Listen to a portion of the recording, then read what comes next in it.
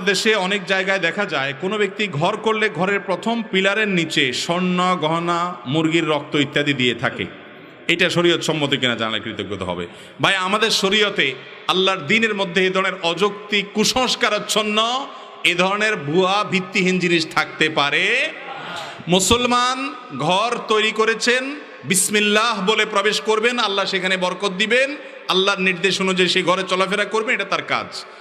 এই মুরগির রক্ত দিলে আবার দেখা যায় অনেক সময় যে গরুর যে শিং দোনোটা, এই শিং দোনোটাকে অনেক ঘরের দুয়ারে ঝুলে রাখে মানুষ, দেখছেন আপনারা?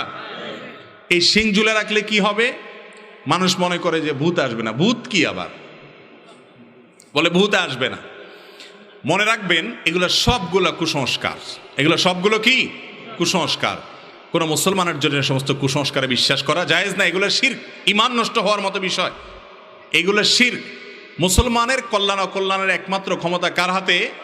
অতএব আশ্রয় চাইবো আমরা আল্লাহর কাছে। আউযু বিল্লাহি মিনাশ শাইতানির রাজিম। আল্লাহ শয়তান থেকে আপনারা আশ্রয় চাই, দোয়া শিক্ষা দিয়েছেন আল্লাহ তাআলা। সেটা না করে আপনি প্যারাক পুতলেন, আপনি রক্ত, মুরগির রক্ত আপনার সেখানে দিলেন, স্বর্ণ বলে দেয়, এটা কোনো কথা হলো?